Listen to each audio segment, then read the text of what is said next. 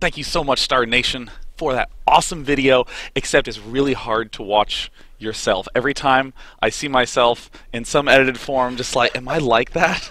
Oh my god. Sean, I will just say, as an impartial party, I could watch you sign things for like 3 hours. So I will say, my signature is excellent.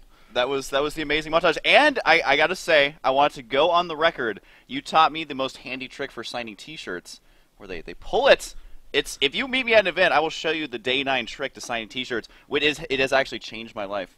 You know, it's actually one of the weirdest things when, like, the first time someone asks you to sign something in general. Yeah. And a shirt is actually the most impossible thing to sign, because when you try to pull the pen, It's all crinkly. it folds over. And I actually remember, like, the first T-shirt I ever signed, I was like really excited. Oh my god, this is so great! And I went to do, and it just like wrinkled and folded, and it just was like this blotch. And he was genuinely disappointed. He was like, "Oh, thanks, man. Can you actually sign this piece of paper?" And then he was like really impressed.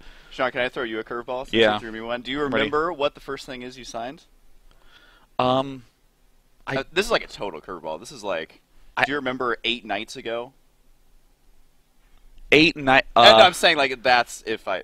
Actually, I don't even remember what I had for lunch 3 days ago. Yeah, so but I actually don't remember the first thing I signed, but the shirt I do remember, because it wasn't just the shirt; it was it coupled with the disappointment of having it wrinkled and messed up. Yeah, I will say, really, this was just greedy because I wanted to segue into talking about me. The very first thing I signed, the very first thing I signed, this guy came up. He was so excited. He was just like, "Oh my God, you're Husky!" At the time, I had like 800 subs or something. He had me sign his face.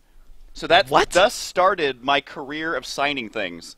Was I signed this guy's face, and he was so happy about it. I'm like, what have I just done? You know, that's because like my brain always processes things on like relative levels. So if I if I was Husky with 800 YouTube subscribers and I had just signed a face, I would be like, what is Megan Fox's life like? What happens then, right? Like, I just can't even wrap my head around. Like, was it the forehead?